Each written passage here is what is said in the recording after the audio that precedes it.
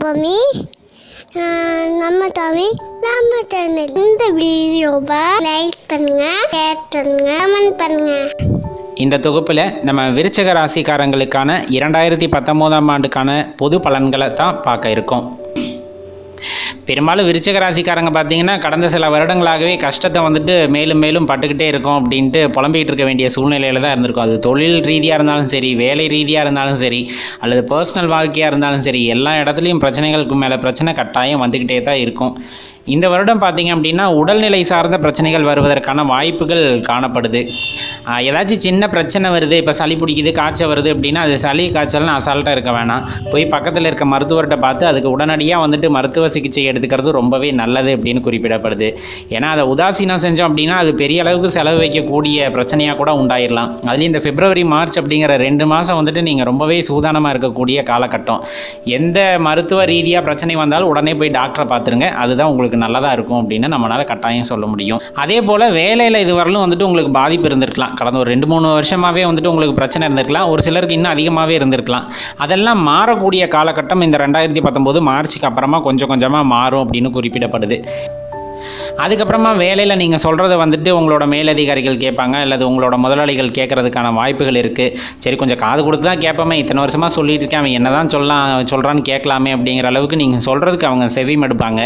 அந்த நேரங்களில் நல்ல யோசனைகளாக சொன்னீங்க அப்படின்னா உங்கள் மேலே வந்துட்டு ஒரு பிடிமானம் இந்த வருஷம் கிடைக்கிறதுக்கான வாய்ப்புகள் அதிகமாக இருக்குது.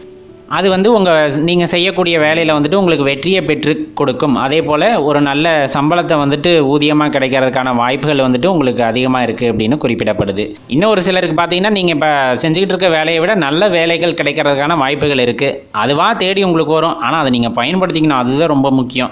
இப்போ இருக்க வேலையே பரவாயில்ல அப்படின்னு கொஞ்சம் அசால்ட்டாக இருந்துட்டிங்கன்னா உங்களுக்கான வாய்ப்பு கை நழுவி போயிடும்.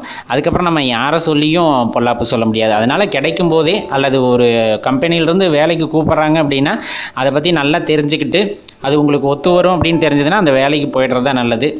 பொருளாதார நிலை அப்படிங்கிறது ஏற்ற இறக்கத்தோடு தான் இருக்கும். இன்னும் கொஞ்சம் நாளைக்கு அப்படி தான் இருக்கும். சமாளித்து தான் போகணும். 10 ரூபா வருது அப்படிங்கும்போது 8 ரூபா செலவாயிடும். இல்லை இன்னும் 2 ரூபா சேர்த்தே செலவாயிடும். ஒரு 2 ரூபாய் பக்கத்தில் இருந்து கடன் வாங்கி தான் வந்துட்டு குடும்பத்தை ஓட்டக்கூடிய சூழ்நிலை சில பேர்த்துக்கு இருக்கிறதுக்கான வாய்ப்புகள் இருக்குது.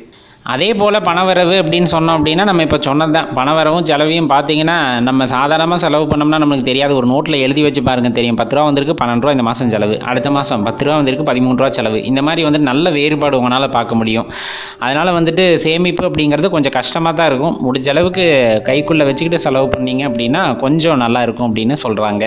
படிப்பு அப்படின்ட்டு ஒரு வகையில் நீங்கள் போகிறீங்க அப்படின்னா படிப்புலையுமே மந்தமான சூழ்நிலை தான் தென்படுது. அதனால் நீங்கள் ரொம்ப தெளிவாக இருக்க வேண்டிய காலகட்டம். எதையும் அசால்ட்டாக இருக்கக்கூடாது. அப்புறம் படிச்சுக்கலாம், அப்புறம் எழுதி பார்த்துக்கலாம் அப்படிங்கிற மாதிரிலாம் இருக்கக்கூடாது. அன்னன்னைக்கு வேலையை அன்னன்னைக்கு நீங்கள் செஞ்சுக்கிட்டீங்க அப்படின்னா உங்களுக்கு படிப்பு சம்மந்தமாக எந்த பிரச்சனையுமே வராது அப்படின்னு சொல்லலாம். அதே போல் குடும்பத்துலேயும் பார்த்தீங்க அப்படின்னா கொஞ்சம் விட்டு கொடுத்து போகிறது நல்லது. எதுக்கெடுத்தாலும் நான் பிடிச்ச முயலுக்கு 3 கால்னு வந்துட்டு மேலே ஏறிட்டு நின்னோன்னா கண்டிப்பாக அது பிரச்சனையில் தான் இந்த வருஷம் கொண்டு போய் விடும் அப்படின்ற அமைப்புகள் இருக்குது.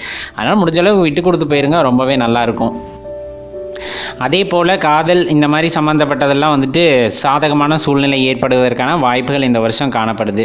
உங்கள் மனசுக்கு பிடிச்சவங்களோட வந்துட்டு ரொம்பவே நெருக்கமாக இருக்கக்கூடிய காலகட்டம் அப்படின்னே சொல்லலாம். உங்களுக்கு யாரையாச்சும் பிடிச்சிருக்கும், என் நண்பனோட பேசணும், என் ஃப்ரெண்டோட பேசணும் அப்படின்லாம் நினச்சிருப்பீங்க.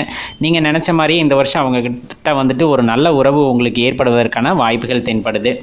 ஒரு தொழில் அப்படிங்கிறதுல கொண்டு போய் நீங்கள் இன்வெஸ்ட் பண்ணணும்னு நினச்சா இது அந்தளவுக்கு உகந்த காலகட்டமாக அப்படின்ட்டு ஒரு கொஷின் வைக்கணும். ஏன்னா மூலதனம் அப்படிங்கிறதெல்லாம் கொஞ்சம் பார்த்து பண்ணுங்கள்.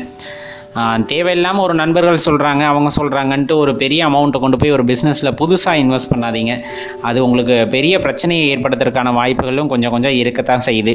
அதனால் அளவான முதலீடு, அது லாபமாக இருக்கலாம், நஷ்டமாக இருக்கலாம். கற்றுக்கணும்னு நினச்சிங்கன்னா வந்துட்டு அளவான முதலீடு பண்ணி பார்க்கலாம். இல்லை நான் கொஞ்சம் சேஃப் சைடு எடுத்துக்கிறேன் அப்படின்னா முதலீடுகள் எல்லாத்தையுமே வந்து இந்த வருடம் தவிர்த்துறது தான் நல்லது அப்படின்னே நம்ம சொல்லலாம். நம்ம தமிழ் நம்ம சேனல். இந்த வீடியோவை லைக் பண்ணுங்க, ஷேர் பண்ணுங்க, கமெண்ட் பண்ணுங்க.